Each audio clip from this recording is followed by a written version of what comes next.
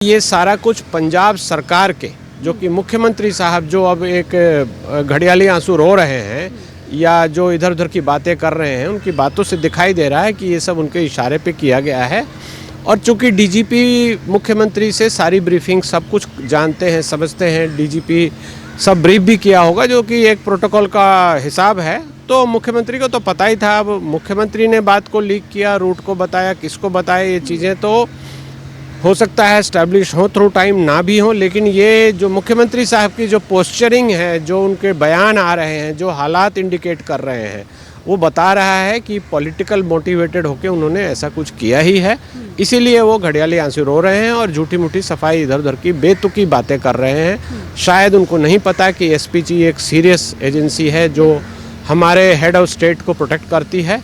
इसलिए इन चीज़ों को हम बहुत हल्के से नहीं देख सकते। और मुख्यमंत्री पॉलिटिकल बयान कुछ भी देते रहें, इनको बहुत गंभीरता से लेना चाहिए। ये अपनी तरह का पहला मामला है, बड़ा दुर्भाग्यपूर्ण है। और लैप्सेस तो होते रहते हैं, पहले भी होते रहते थे, लेकिन ये एक पॉलिटिकल लैप्स किया जाना जानबूझकर एक फेडरल स्टेट के लिए एक ये बहुत ही गंभीर विषय है।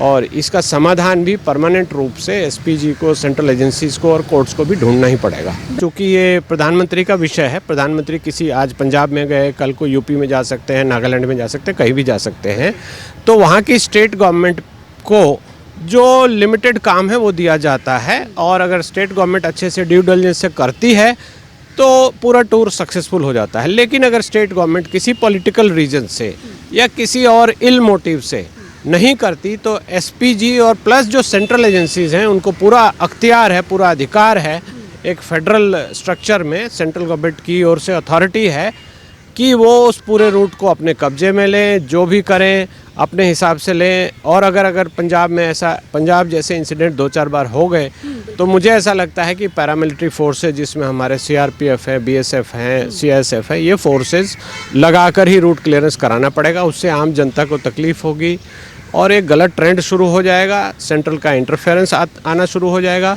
लेकिन अगर इन जैसे मुख्यमंत्री ऐसी हरकतें, घटिया हरकतें करते रहेंगे, तो केंद्र सरकार को तो देश चलाना है, तो अपनी मजबूरी में ये कदम लेना ही पड़ेगा। और सुप्रीम कोर्ट भी इसको इंडिकेट भी कर रही है। सुप्रीम कोर्ट ने जो बोला कि आप अपनी सेंट्रल एजेंसी इसके लिए जांच पे लगाइए, तो वो तो जायज़ है, क्योंकि स्टेट गवर्नमेंट ने ही लैप्स किया है। और स्टेट गवर्नमेंट को ही अगर एजेंसी जांच के लिए दे दी जाए, तो वो लिपापोती करके, जैसा चन्नी साहब अभी रोना पीटना कर रहे हैं, वैसा एक गोलमोल बात, एक रिपोर्ट बना के दे देंगे, जो कि हमारे डेमोक्रेटिक सिस्टम में जो चेक एंड बैलेंसेज है उसके खिलाफ है। ये बेसिक फीचर है कि चेक एंड बैलेंसेज, एक एजेंसी काम करे तो दूसरी उसकी निगरानी करे। तो इस तरह से सुप्रीम कोर्ट ने बिल्कुल सटीक कहा है, सही कहा है। अब देखते हैं कि आगे क्या होगा, किसकी गलती सामने आएगी।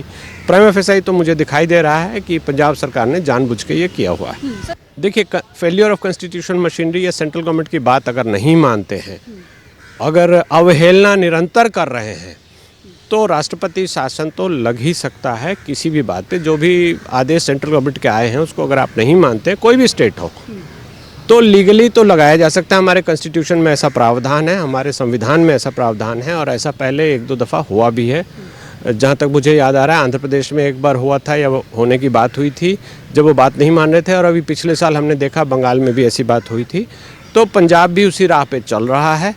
और चूँकि पंजाब में राजनीति इलेक्शन से सरगर्मी पर है, तो अब ये फैसला सेंट्रल गवर्नमेंट को लेना होगा कि वो वहाँ राज्यपाल शासन, जो इमरजेंसी वहाँ होती है, आपातकाल जिसको बोलते हैं, वो प्रेसिडेंट रूल होता है। उसमें क्या होता है, स्टेट गवर्नमेंट की सारी पावर गवर्नर के थ्रू राष्ट्रपति के पास आ जाती है, तो वहाँ राष्ट्रपति शासन हो जाता है। राष्ट्रपति जो जो ऑर्डर पास करेंगे वही वहाँ लागू होता है। वहाँ के जो इलेक्टेड मुख्यमंत्री है या जो भी विधानसभा के लोग हैं, उनकी कोई पावर वहाँ नहीं बच जाती। तो अगर ऐसे हालात ये उत्पन्न करते हैं, तो मुझे लगता है कि पंजाब उस दिशा में आगे जा रहा है। उसके पॉलिटिकल फॉल आउट जो भी हो, जो भी चीज़ें हों, पंजाब एक बॉर्डरिंग स्टेट है।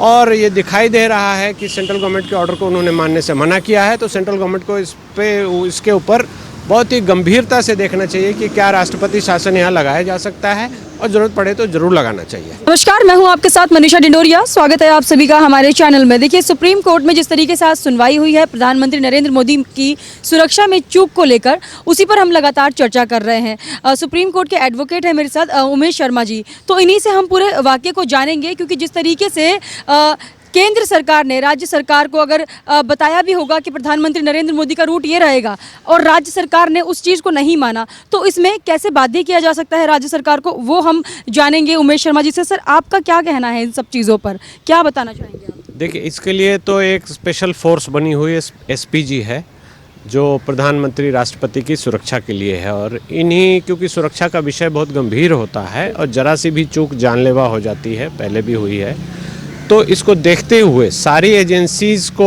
कोऑर्डिनेट करने के लिए और उनको बाध्य करने के लिए, क्योंकि अक्सर ऐसा होता है कि एक एजेंसी कहेगी ये हमारा काम नहीं है, दूसरी कहेगी हमारा काम नहीं है, तो उसको बाध्य करने के लिए एसपीजी बनाई गई है। और एसपीजी का काम है जो पीएम और प्रेसिडेंट की सुरक्षा को देखना, कोऑर्डिनेट करना। ये कई लेयर पर होती है, कई स्तर पर होती है। आपने देखा होगा लोकल थाने के लोग भी रोड पे खड़े होते हैं, क्या है तो आज यहाँ से कोई वीआईपी जाने वाले हैं, वो एक आउटर लेयर है, 3 4 5 लेयर तक होती है, डिपेंडिंग की किस तरह की सुरक्षा चाहिए। तो सबसे ऊपर एसपीजी है जो कि केंद्र की एजेंसी है। जो एसपीजी कहेगी, किसी राज्य को जो भी कहेगी वो मानना पड़ेगा। कोई भी राज्य एक फेडरल स्ट्रक्चर में, हमारे जो फेडरल स्ट्रक्चर है उसका हिस्सा है, तो वो कभी मना नहीं कर सकता कि हमको एसपीजी ने ये कहा और हम नहीं करें।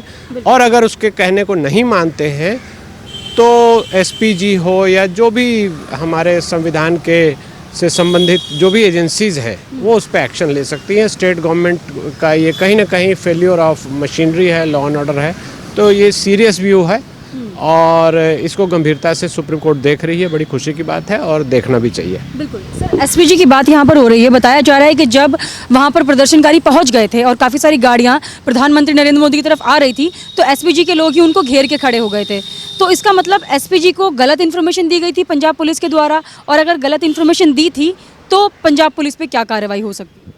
देखिए, ये बहुत ही गंभीर विषय है। ये हमको आपको देखने समझने में आसान लगता होगा, लेकिन किसी भी वीआईपी की या प्रधानमंत्री या राष्ट्रपति की सुरक्षा अगर एसपीजी कर रही है तो वो इंश्योर करती है काफ़ी दूर तक कि पूरा रास्ता, अल्टरनेट रूट हो, रूट ए हो, बी हो, सी हो, उसमें लोकल इंटेलिजेंस से इनपुट आता हो, कोई खुराफात हो रही हो, कहीं क्या हो रही है, कोई रास्ते, कोई प्रदर्शनकारियों की आड़ में कोई आतंकवादी आ जाए, कोई बम धमाका कर दें, कोई गोली मार दे, कुछ भी हो जाए, तो उन सब चीज़ों को बिल्कुल रूट आउट करने के लिए एसपीजी हर लेवल पे कोऑर्डिनेट करती है।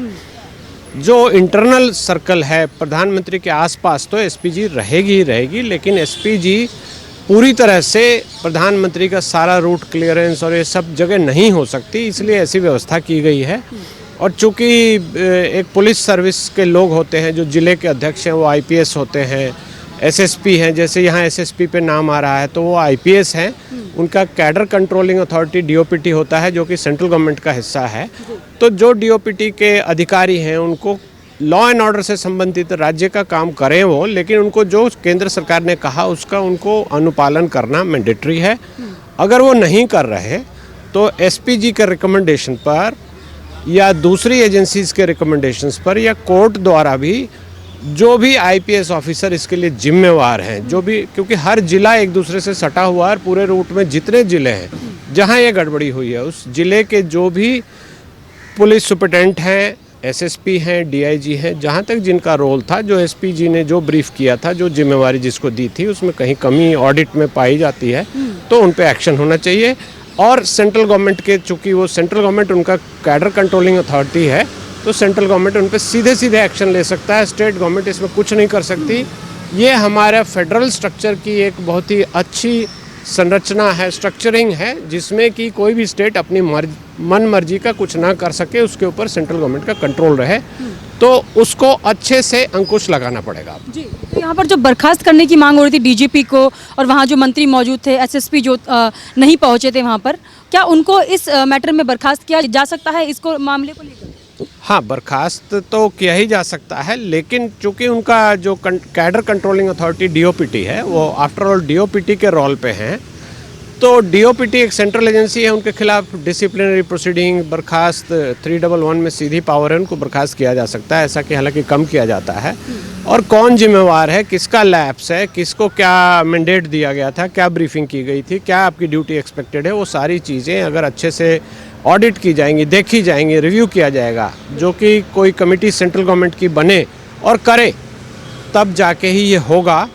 और जो भी दोषी हो उन पे कार्रवाई होनी चाहिए। वो बेशक हमको, आपको या मीडिया को ना दिखाई दे, लेकिन फाइलों में, कागज़ में जिसकी जो जिम्मेवारी है, जैसे आप ज़िले के कप्तान हैं तो आपकी पूरी जिम्मेवारी है कि अगर आपको एसपीजी का मैंडेट दिया गया है कि रूट ए, बी और सी को क्लियर रखिए, तो उनको ए, बी और सी तीनों रूट क्लियर रखना चाहिए। अगर उसमें कोई लैप्स होता है तो सीधे सीधे वो जिम्मेवार हैं, वो देखें कि किस थाने का, किस सब डिवीज़न में ये हुई है गड़बड़ी, वो अपने लेवल पे या तो एक्शन ले, या वो नेग्लिजेंस के लिए जो ज़िले के कप्तान हैं वो भी लायबल हैं एक्शन के लिए।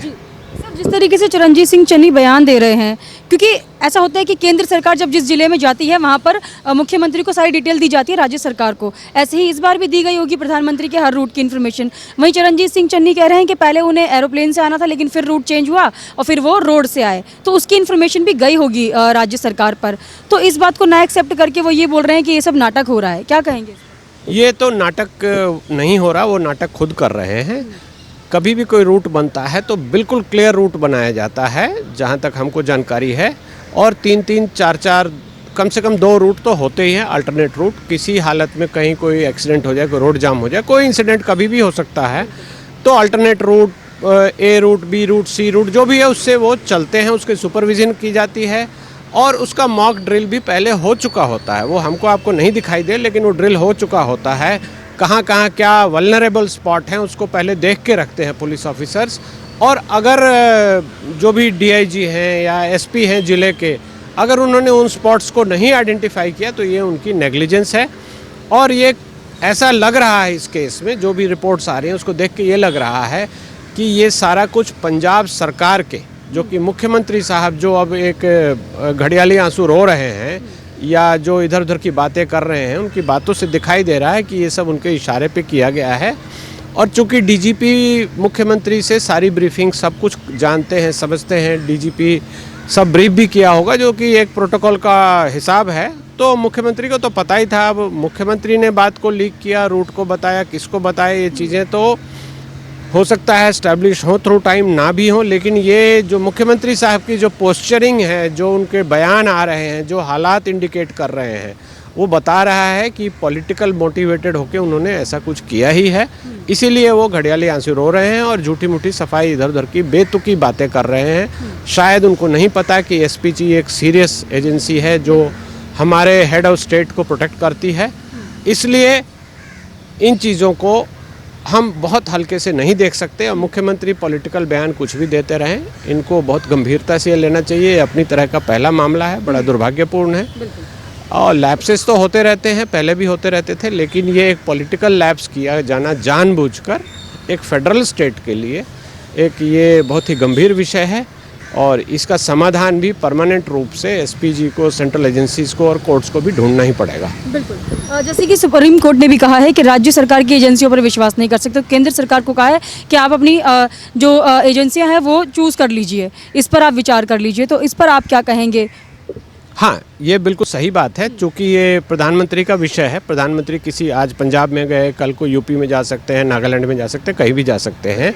तो वहाँ की स्टेट गवर्नमेंट को जो लिमिटेड काम है वो दिया जाता है। और अगर स्टेट गवर्नमेंट अच्छे से ड्यू डिलिजेंस से करती है तो पूरा टूर सक्सेसफुल हो जाता है। लेकिन अगर स्टेट गवर्नमेंट किसी पॉलिटिकल रीजन से या किसी और इल मोटिव से नहीं करती, तो एसपीजी और प्लस जो सेंट्रल एजेंसीज हैं उनको पूरा अख्तियार है, पूरा अधिकार है, एक फेडरल स्ट्रक्चर में सेंट्रल गवर्नमेंट की ओर से अथॉरिटी है कि वो उस पूरे रूट को अपने कब्जे में लें, जो भी करें अपने हिसाब से लें। और अगर पंजाब में ऐसा, पंजाब जैसे इंसिडेंट 2-4 बार हो गए, तो मुझे ऐसा लगता है कि पैरामिलिट्री फोर्सेज, जिसमें हमारे सीआरपीएफ है, बीएसएफ हैं, सीआईएसएफ है, ये फोर्सेज लगाकर ही रूट क्लियरेंस कराना पड़ेगा। उससे आम जनता को तकलीफ होगी और एक गलत ट्रेंड शुरू हो जाएगा, सेंट्रल का इंटरफेरेंस आना शुरू हो जाएगा। लेकिन अगर इन जैसे मुख्यमंत्री ऐसी हरकतें, घटिया हरकतें करते रहेंगे तो केंद्र सरकार को तो देश चलाना है, तो अपनी मजबूरी में ये कदम लेना ही पड़ेगा। और सुप्रीम कोर्ट भी इसको इंडिकेट भी कर रही है। सुप्रीम कोर्ट ने जो बोला कि आप अपनी सेंट्रल एजेंसी इसके लिए जांच पे लगाइए, तो वो तो जायज़ है। क्योंकि स्टेट गवर्नमेंट ने ही लैप्स किया है और स्टेट गवर्नमेंट को ही अगर एजेंसी जांच के लिए दे दी जाए तो वो लिपापोती करके, जैसा चन्नी साहब अभी रोना पीटना कर रहे हैं, वैसा एक गोलमोल बात एक रिपोर्ट बना के दे देंगे, जो कि हमारे डेमोक्रेटिक सिस्टम में जो चेक एंड बैलेंसेज है उसके खिलाफ है। ये बेसिक फीचर है कि चेक एंड बैलेंसेज, एक एजेंसी काम करे तो दूसरी उसकी निगरानी करे। तो इस तरह से सुप्रीम कोर्ट ने बिल्कुल सटीक कहा है, सही कहा है। अब देखते हैं कि आगे क्या होगा, किसकी गलती सामने आएगी। प्राइमा फेसाई तो मुझे दिखाई दे रहा है कि पंजाब सरकार ने जानबूझ के ये किया हुआ है। सर, एक आखिरी सवाल यहाँ पर ये भी उठ रहा है कि क्या राष्ट्रपति शासन लागू हो सकता है और किन सिचुएशंस पे राष्ट्रपति शासन लागू हो सकता है एक राज्य में? देखिए, फेलियर ऑफ कॉन्स्टिट्यूशन मशीनरी या सेंट्रल गवर्नमेंट की बात अगर नहीं मानते हैं, अगर अवहेलना निरंतर कर रहे हैं, तो राष्ट्रपति शासन तो लग ही सकता है किसी भी बात पे। जो भी आदेश सेंट्रल गवर्नमेंट के आए हैं उसको अगर आप नहीं मानते, कोई भी स्टेट हो, तो लीगली तो लगाया जा सकता है। हमारे कॉन्स्टिट्यूशन में ऐसा प्रावधान है, हमारे संविधान में ऐसा प्रावधान है, और ऐसा पहले 1-2 दफ़ा हुआ भी है। जहाँ तक मुझे याद आ रहा है, आंध्र प्रदेश में एक बार हुआ था या होने की बात हुई थी, जब वो बात नहीं मान रहे थे। और अभी पिछले साल हमने देखा बंगाल में भी ऐसी बात हुई थी। तो पंजाब भी उसी राह पे चल रहा है। और चूंकि पंजाब में राजनीति इलेक्शन से सरगर्मी पर है, तो अब ये फैसला सेंट्रल गवर्नमेंट को लेना होगा कि वो वहाँ राज्यपाल शासन, जो इमरजेंसी वहाँ होती है, आपातकाल जिसको बोलते हैं, वो प्रेसिडेंट रूल होता है। उसमें क्या होता है, स्टेट गवर्नमेंट की सारी पावर गवर्नर के थ्रू राष्ट्रपति के पास आ जाती है, तो वहाँ राष्ट्रपति शासन हो जाता है। राष्ट्रपति जो ऑर्डर पास करेंगे वही वहाँ लागू होता है। वहाँ के जो इलेक्टेड मुख्यमंत्री है या जो भी विधानसभा के लोग हैं, उनकी कोई पावर वहाँ नहीं बच जाती। तो अगर ऐसे हालात ये उत्पन्न करते हैं, तो मुझे लगता है कि पंजाब उस दिशा में आगे जा रहा है। उसके पॉलिटिकल फॉल आउट जो भी हो, जो भी चीज़ें हों, पंजाब एक बॉर्डरिंग स्टेट है और ये दिखाई दे रहा है कि सेंट्रल गवर्नमेंट के ऑर्डर को उन्होंने मानने से मना किया है। तो सेंट्रल गवर्नमेंट को इसके ऊपर बहुत ही गंभीरता से देखना चाहिए कि क्या राष्ट्रपति शासन यहाँ लगाया जा सकता है, और ज़रूरत पड़े तो ज़रूर लगाना चाहिए। बहुत बहुत धन्यवाद आपका सर।